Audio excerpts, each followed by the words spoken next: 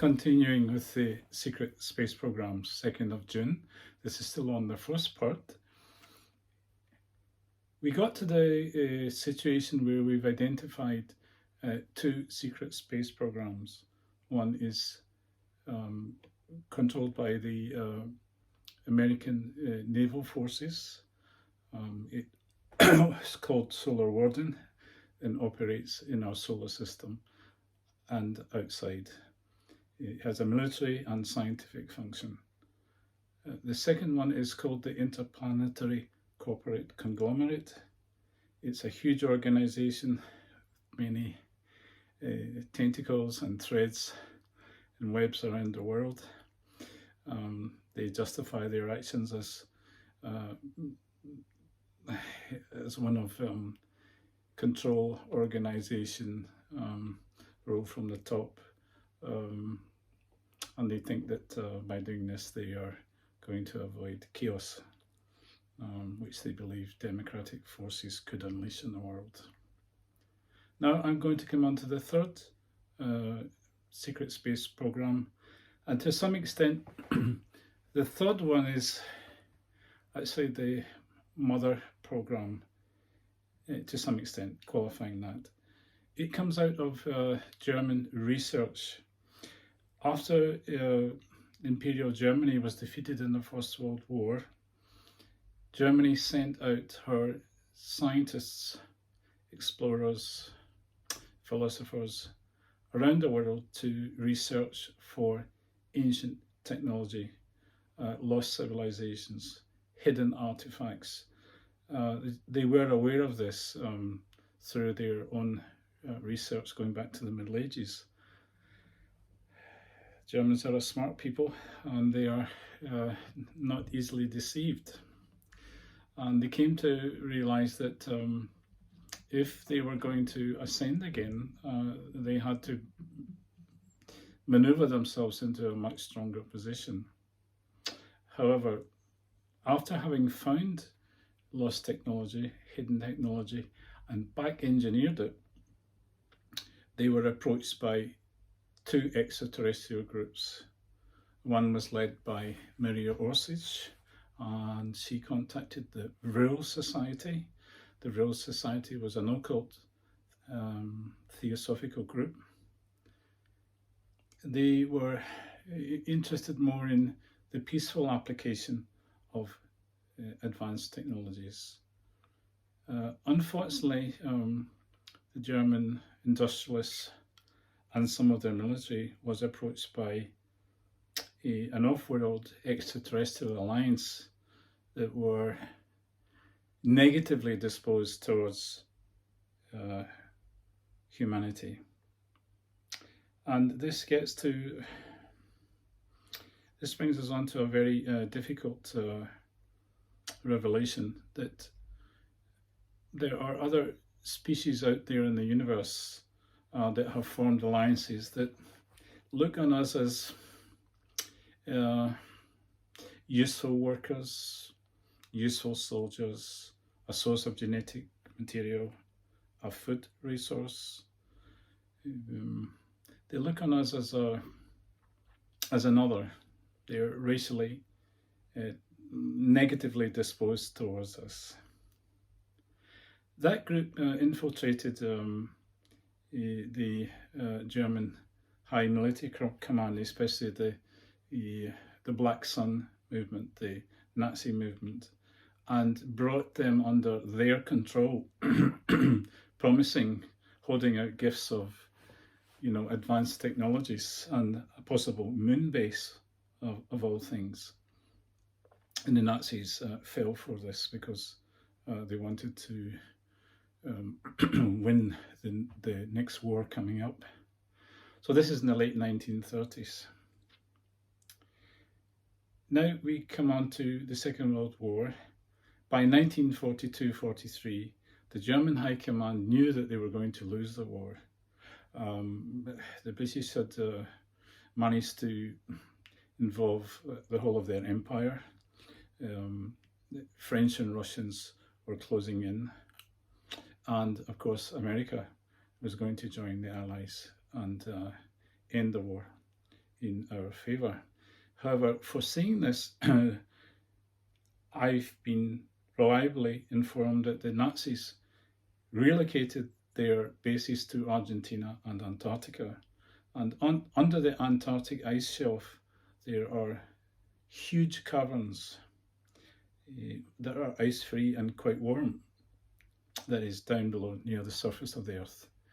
These caverns are warmed by hidden geysers and volcanoes, which act as a constant warming system through a vast tunnel network. And the reptilian Orion Grey Negative Alliance told the Nazis that there was hidden technology down there and that they ought to uncover it and give first rights to the Negative Alliance, and then after a few years they would be allowed to develop it themselves. So they fell for this and developed their own technology. So by the end of the Second World War, here's the one that we have to explode.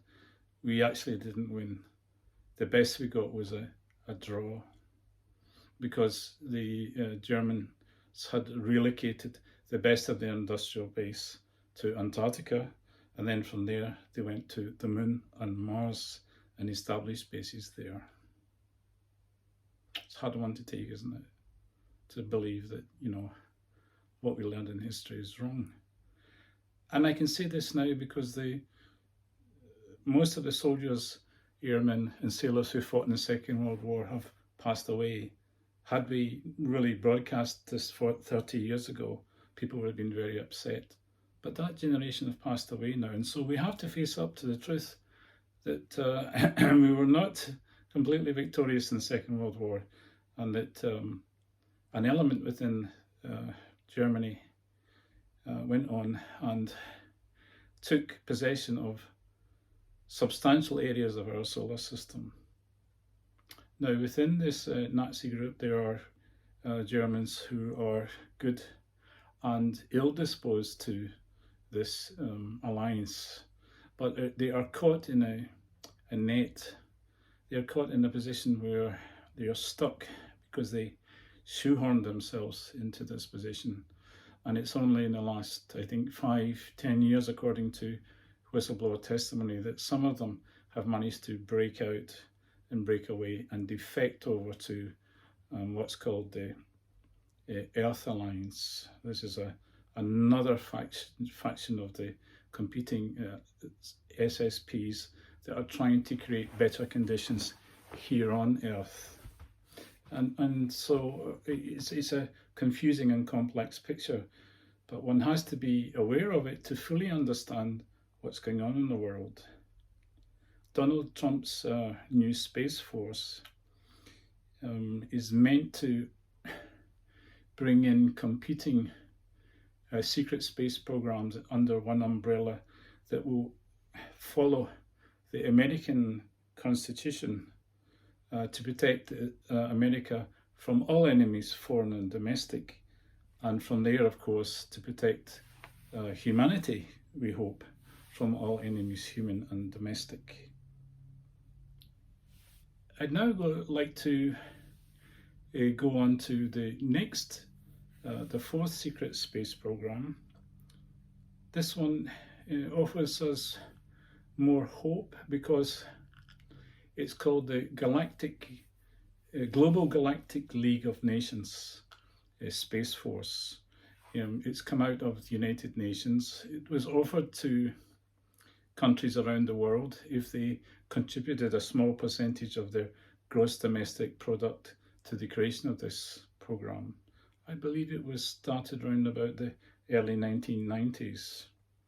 There were also positive extraterrestrial groups helping this group out, realizing that this was a chance for humanity to fully explore the local galaxy, get to know other extraterrestrial species and their cultures on neutral territories, and share scientific discoveries, sheer knowledge of the galactic history, sheer knowledge of advanced medical procedures, including the slowing down of our aging process.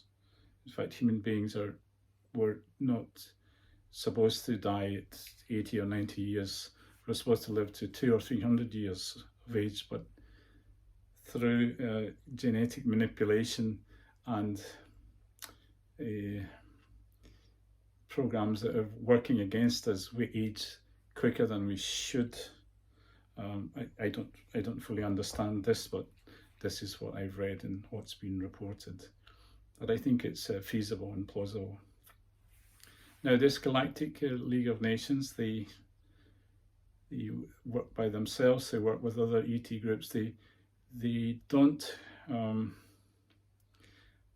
a lot to do with the other secret space programs. They're trying to create peaceful cooperation.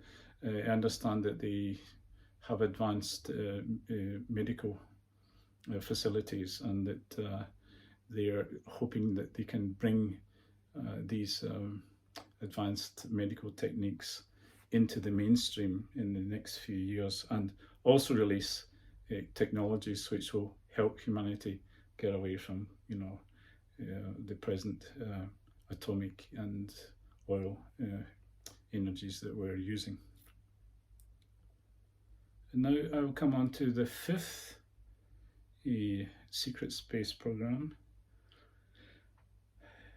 This is also quite complex, but if you can imagine that I'm building out a mosaic here, a big picture of what's really going on. This one involves ancient breakaway civilizations, and I'll try to tie in the threads here so you'll finally get an understanding.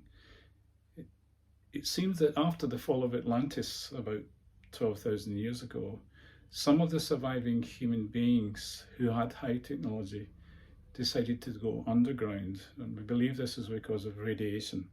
Alex Collier talks about this, about how the light-skinned people of the earth were the ones that were most irradiated, and how the red-skinned people, that's the Native Americans, were the ones least irradiated. And this explains perhaps why women from the Native American reservations are kidnapped and their eggs are removed by the Orion group of grey aliens who are negatively disposed and part of the Reptilian Alliance.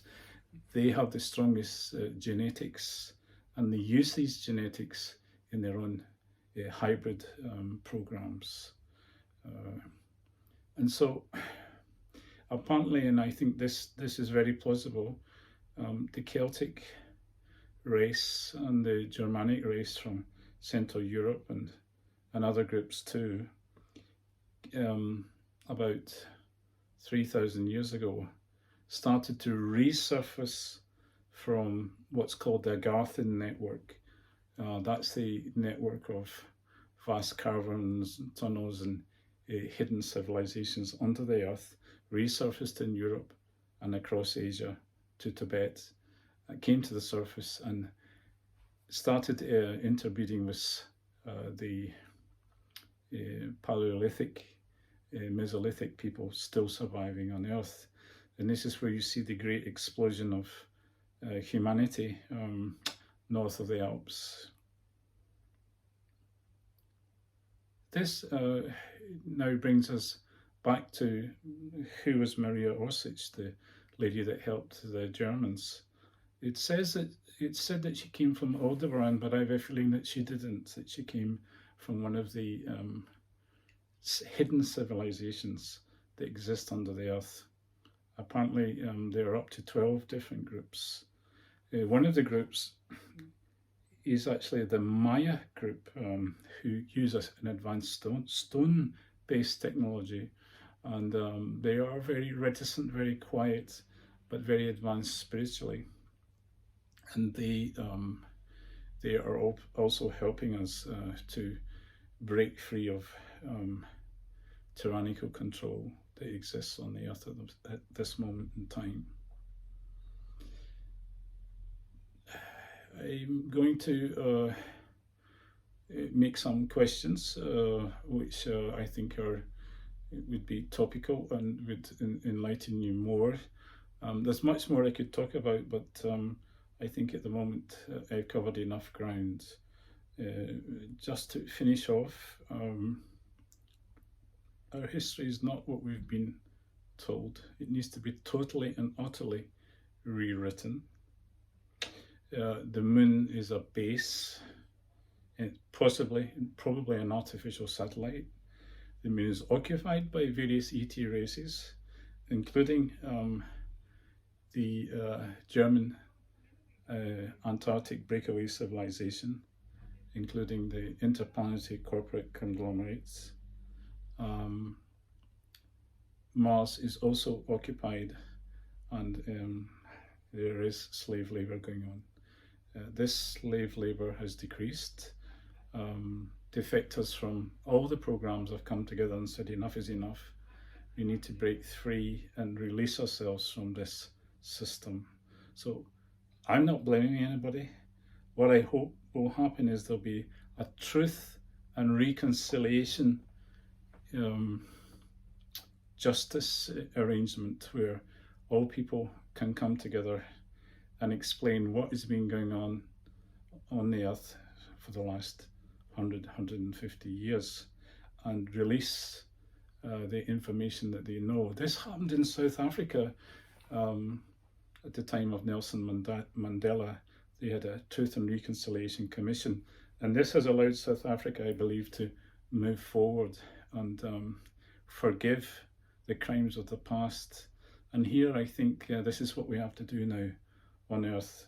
So we really have to get beyond just the local national politics and, you know, what's going on in the Beltway, or, you know, what's happening in Elysee, Paris, and what did Angela Merkel say 3 days ago. These are just, you know, minor things. We need to go to a much bigger picture before we can really understand what's going on. There's a bit of a struggle going on at the moment, as you know.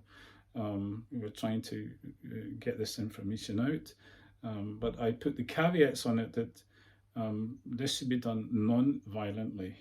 It should be explained. We need to educate ourselves. So for those folk who are enjoying this video and thinking about it, you need to go out there and you need to look at what's there in the public sphere. It's already there. You just have to find it. So I'm now going to give you my references.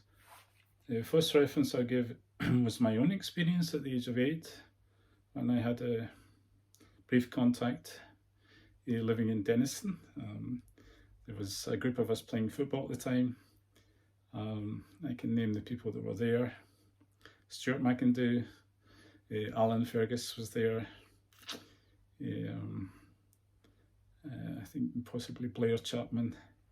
Yeah, and we were having fun, and a UFO appeared, and it communicated with us in a joyful way, I have to say. The second experience I had was in Turkey in 1999, when I went to the Balkans UFO conference, and I met retired Sergeant Robert Ledeen, who'd worked for NATO. He and I had a short conversation.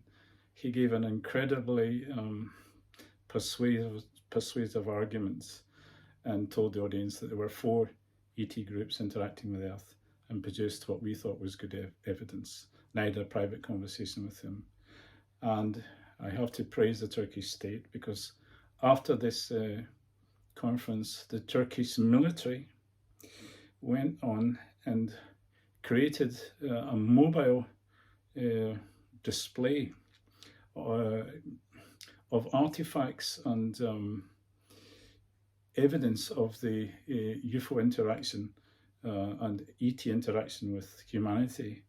And they took this mobile museum exhibition around more than 20 cities in Turkey to inform the public about this. Whereas here in Britain it's been, oh, don't talk about that, you know.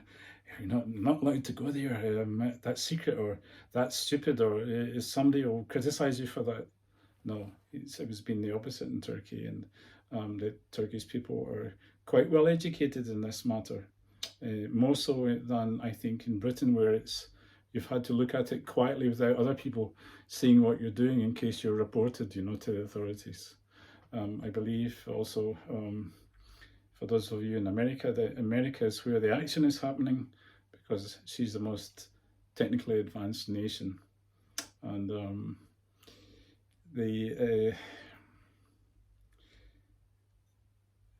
how am I going to say this? The Germans who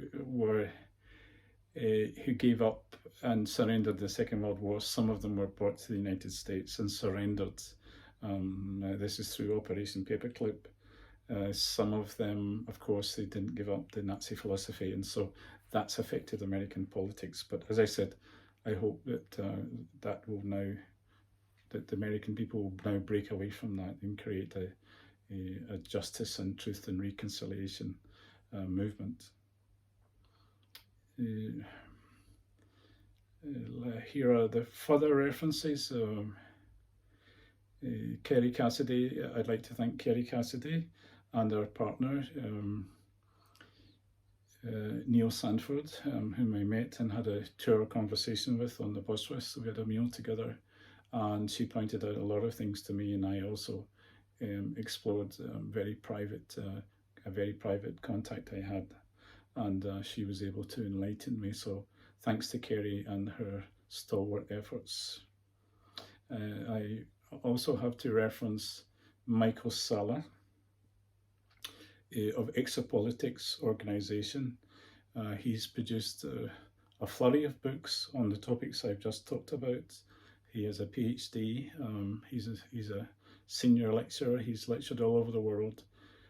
He is really sticking his neck out and doing a great job. And some of the content here that I've repeated has actually come directly from Michael, because I believe Michael is on the forefront of this movement to reconcile humanity and break free of the controls that are being put on us. Other people I shouldn't reference, there's Corey Good and of Gaia TV, whose videos were taken down. Corey was interviewed by David Wilcock. They did over 50 interviews, but Gaia TV had to take them down. I think they went to an area that was going over the red lines of the deep state, and therefore they couldn't continue. And unfortunately, that information mostly seems to have been lost. But I had my own notes on it, and so I was able to, I was able to memorize part of it.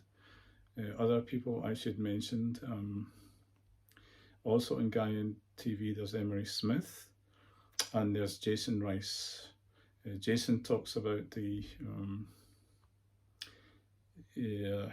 operations that he had to conduct on planets, fighting creatures created by negative groups, and how his group were also used as like test soldiers in that situation.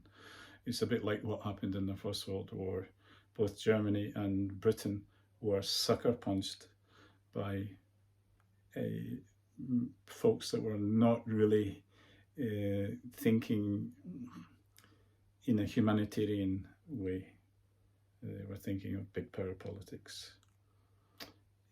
So this will be followed up by other videos later, and I shall leave it there. And please do follow up. Please listen to what I'm trying to say, and I hope you have a good summer. Thank you very much. Goodbye.